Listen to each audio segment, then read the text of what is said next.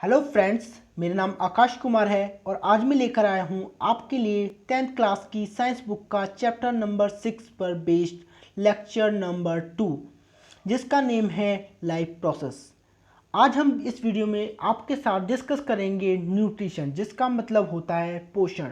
इससे first video में या इससे पहली वीडियो में जो लेक्चर नंबर 1 था उसमें मैंने आपके साथ डिस्कस किया था कि लाइफ प्रोसेस होती क्या है और वेरियस लाइफ प्रोसेस कौन कौन सी होती हैं जो किसी ह्यूमन बॉडी या एनिमल बॉडी में होती रहती हैं। तो आइए हम अपना टॉपिक स्टार्ट करते हैं, न्यूट्रिशन। When we walk और राइड अ बाइसिकल, जब हम चलते हैं या साइकिल को चलाते हैं, we are using up energy, तो हम क्या यूज़ करते हैं? एनर्जी यूज़ करते हैं। Even when we are not doing anything apparent activity, और इसके अलावा जब हम कोई एक्टिविटी ना भी कर रहे होते हैं, energy is needed to maintain a state of order in our body. अगर हम कोई भी एक्टिविटी नहीं भी करते हैं तो भी हमारी बॉडी को एनर्जी की ज़रूरत होती है अपनी बॉडी की स्टेट को मेंटेन करने के लिए। We also need material from outside in order to grow. हमें आउटसाइड यानी कि हमारी बॉडी के बाहर से कुछ मटेरियल की ज़रूरत पड़ती है अपने आप को ग्रो करने के लिए, अपने आप को डेवलप मतलब विकसित करने के लिए, सिंथेसाइज प्रोटीन, अपने अंदर प्रोटीन को सिंथेसाइज करने के लिए मतलब प्रोटीन का उत्पादन करने के लिए, and other substance needed in the body, और अदर सब्सटेंस कुछ और सब्सटेंस का प्रोडक्शन करने के लिए जिसकी हमारी बॉडी को ज़रूरत होती है। This source of energy and the material is the food we eat. जो सोर्स ऑफ एनर्जी होता है और मटेरियल जो होता है जो हमें एनर्जी प्रोवाइड कराता है वो क्या होता है? फूड होता है, मतलब खाना होता है जिसे हम खाते हैं। नेक्स्ट है हमारा topic, how do living things get the energy. जो लिविंग थिंग्स होती हैं, जो सजीव वस्तुएं होती हैं, वो फूड या खाना कैसे गेट करती हैं। The general requirement for energy and material is common in all the organism, यानी कि जो जनरल रिक्वायरमेंट होती है एनर्जी के लिए और मटेरियल के लिए सभी ऑर्गेनिज्म में क्या होती है? कॉमन होती है, यानी कि सभी एनिमल के लिए एनर्जी गेट करने के लिए कुछ ना कुछ मटेरियल और कुछ एनर्जी इक्विपमेंट की ज़रूरत होती है। But it is fulfilled in different way. But जो डिफरेंट ऑर्गेनिज्म होते हैं उनके एनर्जी को गेट करने के जो तरीके होते हैं वो अलग अलग होते हैं। Some organisms use simple food material obtained from inorganic source in the form of carbon dioxide and water। कुछ ऑर्गेनिज्म या कुछ लिविंग थिंग्स ऐसे होते हैं जो सिंपल फूड को, जो साधारण फूड को इस्तेमाल करते हैं अपने फूड की तरह, जो हमें इनऑर्गेनिक सोर्स या अकार्बनिक सोर्स से मिलते हैं, जो किसकी फॉर्म में होते हैं? कार्बन डाइऑक्साइड और वाटर की फॉर्म में होते हैं। These organism the autotroph including green plants and some bacteria. ये जो ऑर्गेनिज्म होते हैं जो इनऑर्गेनिक मटेरियल से कार्बन डाइऑक्साइड और वाटर की फॉर्म में अपनी फूड गेट करते हैं उनको हम ऑटोट्रॉफ कहते हैं। ये जो ऑर्गेनिज्म होते हैं इनको क्या कहते हैं? ऑटोट्रॉफ्स कहते हैं, including green plants and some bacteria. इनमें कौन कौन आता है? ग्रीन प्लांट्स भी आते हैं और कुछ बैक्टीरिया भी आते हैं। Other organism utilize complex substance. कुछ और ऑर्गेनिज्म होते हैं या कुछ और सजीव वस्तुएं होती हैं जो कॉम्प्लेक्स, जो संयुक्त सब्सटेंस को यूटिलाइज करती हैं, यूज करते हैं। These complex substances have to be broken down into simpler ones before they can be used for keep up and growth of the body। जो कॉम्प्लेक्स सब्सटेंस होता है वो सिंपलर सब्सटेंस में फर्स्टली क्या किया जाता है? तोड़ा जाता है जब उसको अपनी ग्रोथ करने के लिए या ग्रोथ करने के लिए यूज़ करने से पहले कॉम्प्लेक्स सब्सटेंस को सिंपलर सब्सटेंस में क्या किया जाता है? ब्रोकन डाउन किया जाता है, मतलब तोड़ा जाता है। टू अचीव दिस, इसको अचीव करने के लिए organism use biocatalyst called by enzymes, यानी कि जो कॉम्प्लेक्स फूड होता है उसको सिंपलर में फॉर्म में लाने के लिए या सिंपल सब्सटेंस में तोड़ने के लिए हमें बायोकैटलिस्ट की ज़रूरत पड़ती है। बायोकैटलिस्ट क्या होता है? एक प्रकार का ऑर्गेनिज्म होता है और उसको ही हम क्या कहते हैं? एंजाइम कहते हैं। क्या कहते हैं? एंजाइम कहते हैं। Thus the heterotrophs survival depend directly और indirectly on autotrophs। इसलिए हम कह सकते हैं जो हेटरोट्रॉप्स होते हैं, ठीक है, जो हेटरोट्रॉप्स ऑर्गेनिज्म होते हैं वो अपनी जीवन के लिए डायरेक्टली देखा जाए और या इनडायरेक्टली देखा जाए वो ऑटोट्रॉप पर डिपेंड होते हैं। Heterotrophic organism include animal and fungi. जो हेटरोट्रॉपिक ऑर्गेनिज्म होते हैं वो उनमें कौन कौन आता है? एनिमल्स भी आते हैं और फंजाई भी आते हैं। Now we start autotrophic nutrition. अब हम स्टार्ट करते हैं अपना मेन टॉपिक ऑटोट्रॉपिक न्यूट्रिशन। क्या? Autotrophic nutrition. Carbon and energy requirements of the autotrophic organism are fulfilled by the photosynthesis। जो ऑटोट्रॉपिक ऑर्गेनिज्म होते हैं उनकी रिक्वायरमेंट किसकी होती है? कार्बन डाइऑक्साइड और एनर्जी की। वो इनको कहाँ से मिलती है? फोटोसिंथेसिस प्रोसेस के थ्रू मिलती है।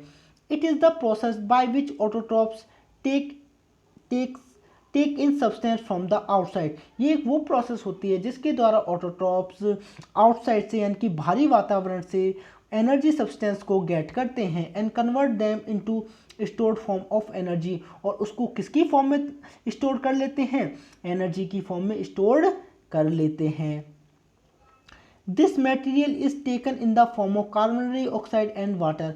और ये जो मटेरियल होता है जो बाहर से लिया जाता है वो कार्बन डाइऑक्साइड और वाटर की फॉर्म में होता है, which is converted into carbohydrate in the presence of sunlight and chlorophyll. और ये किस में कन्वर्ट होता है? कार्बोहाइड्रेट में कन्वर्ट होता है। किसकी प्रेजेंस में? सनलाइट की प्रेजेंस में और क्लोरोफिल की प्रेजेंस में। आगे देखते हैं। Carbohydrate are utilize for providing energy to plants. जो कार्बोहाइड्रेट होता है जो बनता है किससे? कार्बन डाइऑक्साइड और वाटर का यूज़ करके। किसकी प्रेजेंस में? सनलाइट और क्लोरोफिल की प्रेजेंस में। कार्बोहाइड्रेट का जो यूटिलाइजेशन होता है वो प्लांट्स को एनर्जी प्रोवाइड करने के लिए होता है। We will study how this take place in next section. इसके बारे में हम नेक्स्ट सेक्शन में जानेंगे। The carbohydrate which are not used immediately are stored in the form of starch. वो कार्बोहाइड्रेट जो इमीडिएटली यूज़ नहीं किया जाता है वो स्टार्च की फॉर्म में स्टोर हो जाता है। Which serve as a internal energy reserve. जो इंटरनल एनर्जी रिजर्व की तरह बिहेव करता है। To be use as and when required by the plant. और वो तब यूज होता है जब किसी प्लांट के द्वारा उसकी ज़रूरत होती है। A somewhat similar situation is seen in us. एक सिमिलर सिचुएशन जो होती है वो देखी गई है हमारे अंदर। Where some of the energy derive from the food that we eat. यानी कुछ एनर्जी तो ऐसी होती है जो डिराइव होती है उस फूड से जिसे हम खाना खाते हैं और store in the body in the form of glycogen. और वो किसकी फॉर्म में स्टोर हो जाती है? ग्लाइकोजन की फॉर्म में स्टोर हो जाती है।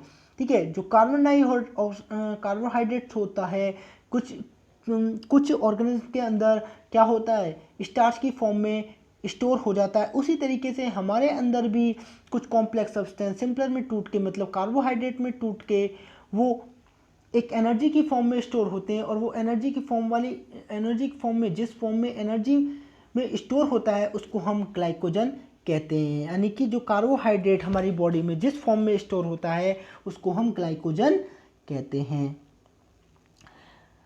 यहाँ पे बेटा कुछ एक रिएक्शन दिखाई गई है जो ऑटोट्रॉपिक जो ऑर्गेनिज्म होते हैं उनके अंदर होती है फूड को बनाने के लिए। जैसे यहाँ पे CO2 को H2 के साथ आपस रिएक्ट कराया गया किसकी प्रेजेंस में? सनलाइट और क्लोरोफिल की प्रेजेंट में।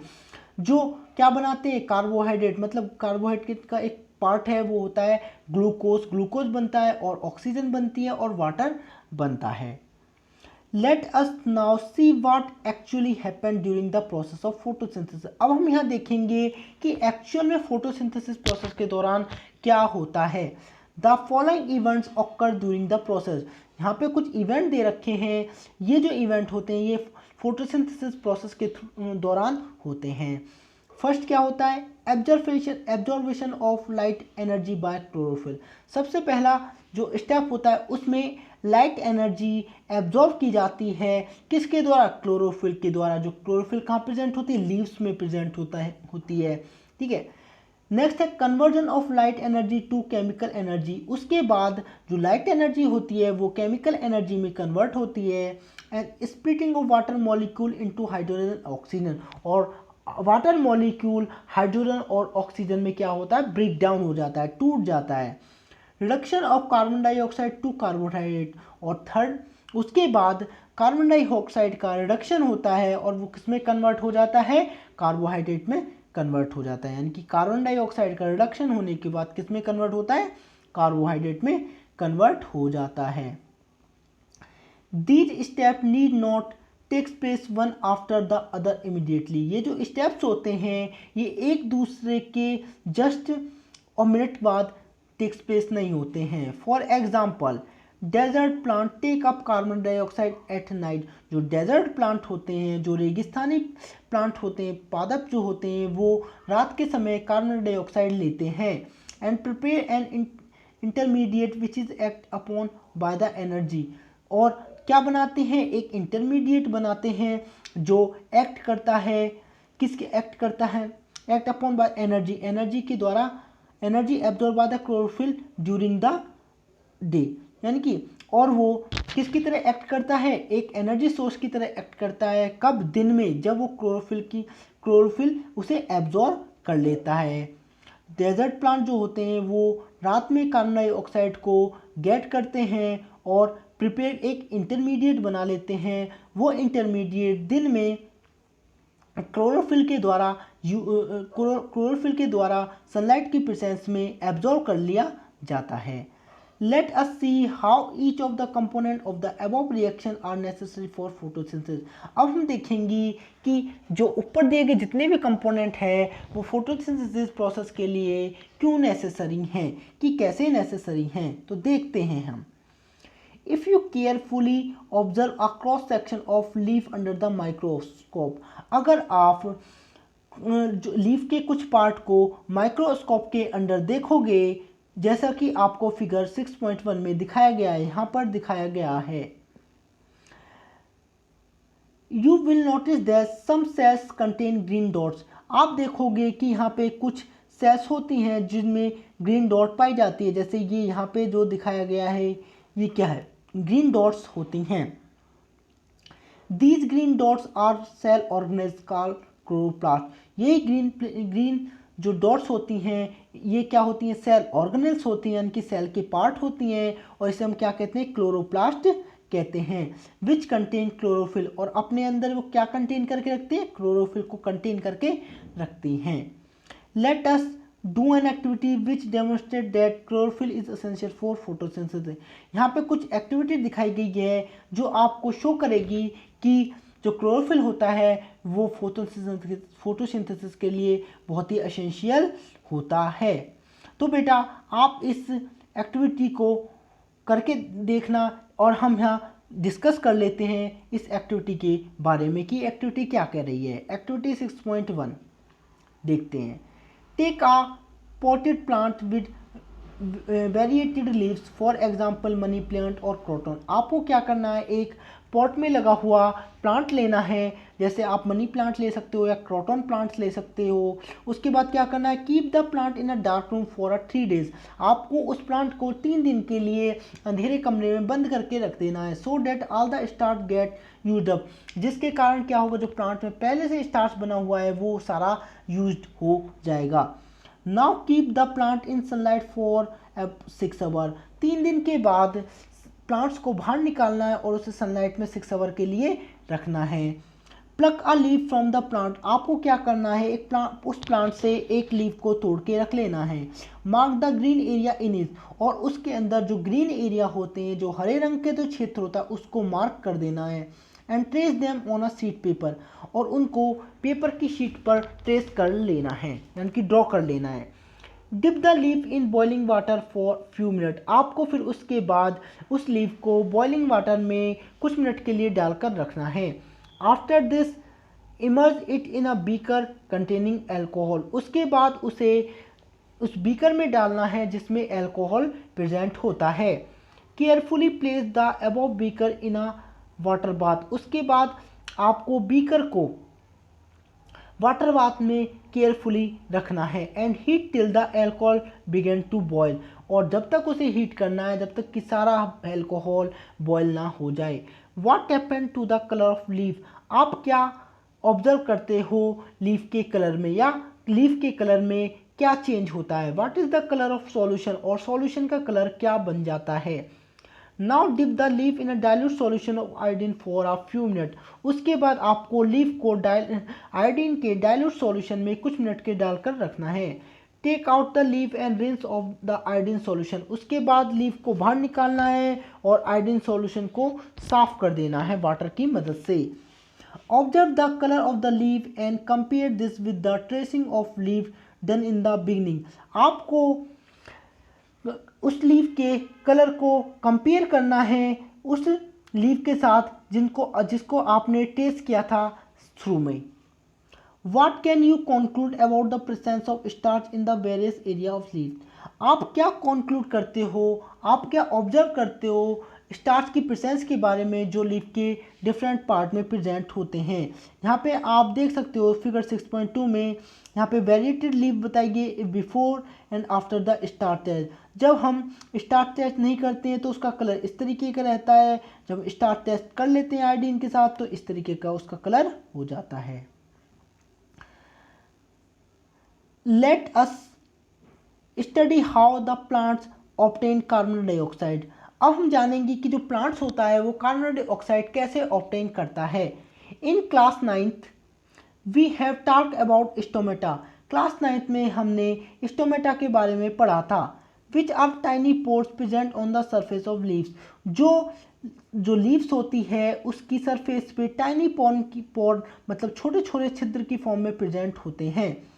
Massive amounts of gaseous exchange takes place in the leaves, जो मैसिव अमाउंट यानी कि लार्ज अमाउंट में जो वाटर गैसेस होते हैं वो इन लीव्स में जो स्टोमेटा प्रेजेंट होते हैं उनके द्वारा होते हैं। Through this pore for purpose of photosynthesis, यानी कि जो लीव्स होती हैं उनके ऊपर जो स्टोमेटा प्रेजेंट होते हैं उनके द्वारा गैसेस का एक्सचेंज लार्ज अमाउंट में होता है, जो फोटोसिंथेसिस प्रोसेस के लिए बहुत ही जरूरी होता है। But it is important to note that here that exchange of gases occur across the surface of stem, root, leaves as well। ठीक है, यहाँ से हम एक चीज़ नोट करेंगे कि जो गैसेस का जो एक्सचेंज होता है वो स्टेम की सरफेस से, रूट की सरफेस से, लीव्स की सरफेस से भी होता है। Since large amount of water can also be lost during through this stomata, जबकि जो लार्ज अमाउंट ऑफ वाटर है वो लॉस्ट होता है लीव्स के द्वारा, किसके थ्रू, स्टोमेटा के through. The plants close these pores when it does not need carbon dioxide for photosynthesis, जो प्लांट्स होते हैं वो इन पोर्स को क्या कर लेता, बंद कर देते हैं जब उन्हें की और ज़्यादा कार्बन डाइऑक्साइड की ज़रूरत नहीं होती। The opening and closing of the pores is the function of guard cell, जो पोर्स होते हैं, जो छिद्र होते हैं स्टोमेटा के, उनको खोलना या बंद करने का काम गार्ड सेल का होता है। The guard cell swell when water flow into them, जो गार्ड सेल होती हैं वो स्वेल हो जाती हैं मतलब फूल जाती हैं जब वाटर अंदर की तरफ फ्लो करता है। Causing the stomatal pores to open, जिसके कारण जो स्टोमेटा के पोर होते हैं, जो छिद्र होते हैं वो खुल जाते हैं। Similarly the pores close if guard cell shrink, और दूसरी तरफ देखा जाए जो गार्ड सेल होती हैं वो सिकुड़ जाती हैं जब पोर्स क्या होते हैं, क्लोज होते हैं। आप इनकी ओपनिंग एंड क्लोजिंग को आप इस फिगर में देख सकते हो। फर्स्ट ए में आपको ओपनिंग दिखाई गई है कि जो गार्ड सेल है कैसे सिकुड़ गई हैं और छिद्र जो होता है स्टोमेटा कैसे चौड़ा हो गया है, ठीक है ना। और दूसरे में आप देख सकते हो कि जो यहाँ पे close condition of stomatal pore दिखाया गया है कि जो गार्ड सेल हैं वो बहुत ही सिकुड़ गई हैं, उनके अंदर वाटर का एब्जॉर्प्शन हो गया है और उनके बीच का जो पोर्स हैं उनका साइज जो है वो भी बहुत छोटा हो गया है। Based on the two activities perform above यहाँ पे बेटा एक एक्टिविटी और दी गई है, इसको भी हम देख लेते हैं। Activity 6.2, take 2 healthy potted plant which are nearly the same size. आपको क्या करना है, 2 पॉट में लगे हुए प्लांट को लेना है जिनका सेम साइज होना चाहिए। Keep them in a dark room for 3 days. आपको उन प्लांट्स को 3 दिन के लिए डार्क रूम में रखना है। Now place each plants on separate glass plate. आपको प्रत्येक प्लांट को अलग ग्लास प्लेट के अंदर रखना है। Place a watch glass containing potassium hydroxide by the side of one of the plant. आपको क्या करना है, एक वॉच ग्लास में पोटेशियम हाइड्रोक्साइड केमिकल लेकर एक प्लांट के साइड में रख देना है। The potassium hydroxide is use up to absorb the carbon dioxide. जो पोटेशियम हाइड्रोक्साइड होती है वो यूज होती है कार्बन डाइऑक्साइड को एब्जॉर्ब करने के लिए। Cover both plant with separate bell jar as shown in the figure. आपको उसके बाद जो प्लांट्स होते हैं, बोथ प्लांट जो होते हैं उनको कवर कर देना है बेल जार्स के बाद, जो आपको जैसा कि फिगर में दिखाया गया है। Use vaseline to seal the bottom of the jar to glass plate so that setup is air tight. उसके बाद आपको वैसलीन यूज करनी है जिसके कारण जो जार का बॉटम है वो सील हो जाएगा और जो ग्लास प्लेट्स हैं वो एयर टाइट, ग्लास प्लेट इस तरीके से सेट हो जाएंगी कि एक एयर टाइट मीडियम वहाँ बन जाएगा। Keep the plants in sunlight for about 2 hour. उसके बाद आपको प्लांट्स को सनलाइट में रखना है 2 आवर के लिए। Pluck a leaf from each plant. आपको क्या करना है, प्रत्येक प्लांट से एक लीफ को तोड़ना है। Check for the presence of starch in the above activity. और उसी तरीके से जैसे हमने फर्स्ट एक्टिविटी में स्टार्स की टेस्ट किया था, वही टेस्ट हमें यहाँ दोबारा रिपीट करना है। Do both leaves show in the presence of the same amount of stars. क्या दोनों leaves same amount of stars show करती हैं। What you conclude from the activity. आप इस एक्टिविटी से क्या कंक्लूड करते हो, देखिए।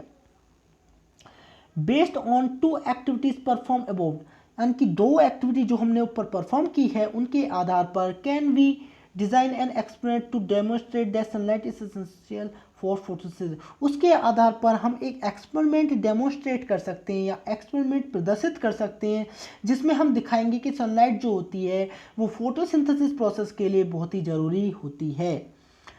So far we have talked about how autotrophs meet their energy requirement. So far हम देखेंगे, हम बात कर चुके हैं कि और कैसे ऑटोट्रॉप एनर्जी रिक्वायर्ड मटेरियल को गेट करते हैं या उनसे मिलते हैं। But they also need other raw material for building their body. But इसके अलावा कुछ हमें रॉ मटेरियल की ज़रूरत होती है बॉडी को बिल्ड करने के लिए।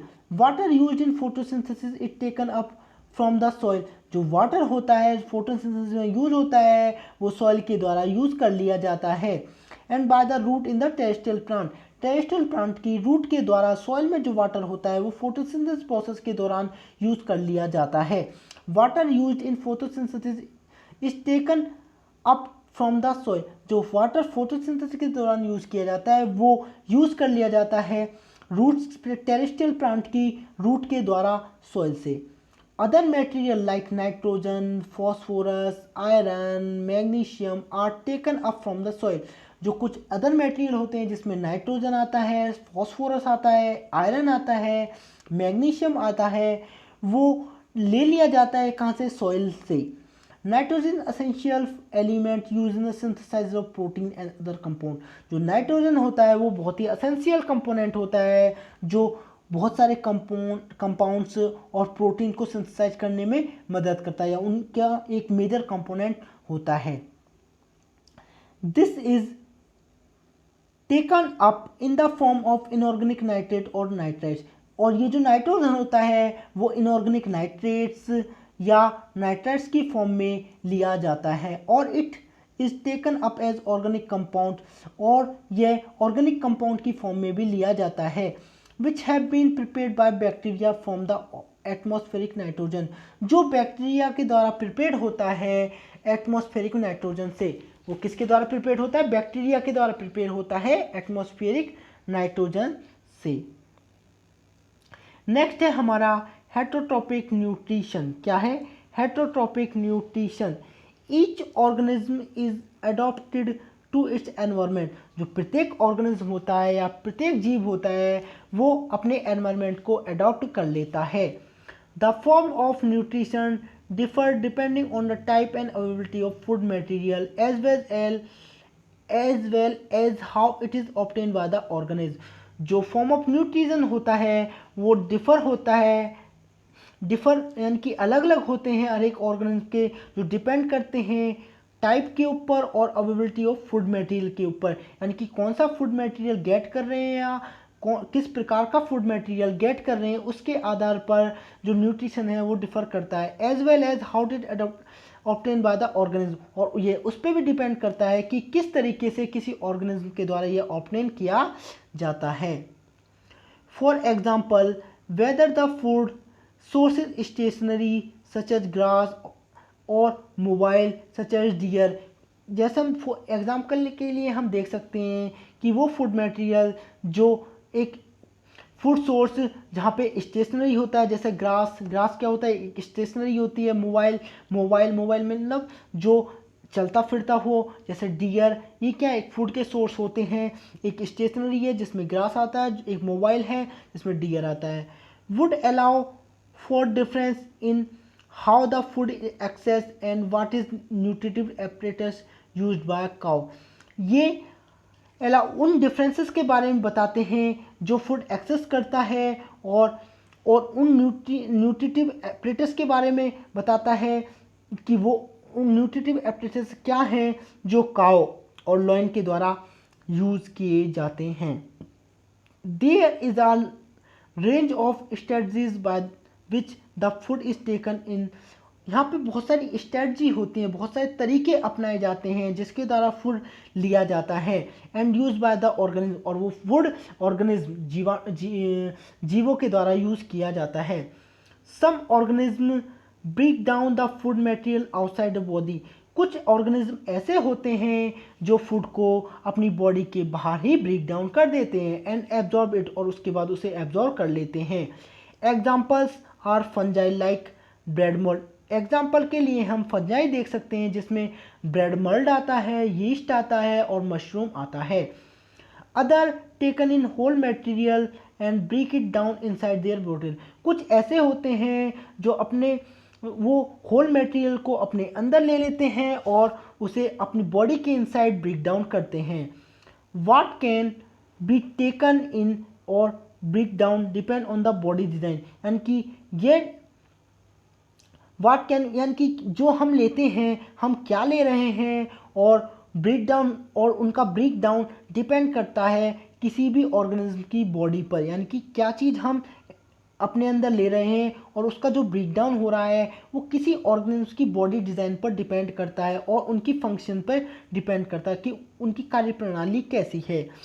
सम other organism derive nutrition from plants और एनिमल विदाउट किलिंग देम। कुछ ऑर्गेनिज्म ऐसे होते हैं जो पोषक तत्व गेट करते हैं प्लांट से और एनिमल से विदाउट किलिंग देम, उनको बिना मारे हुए। This parasitic nutritive strategy is used by the wide variety of organism.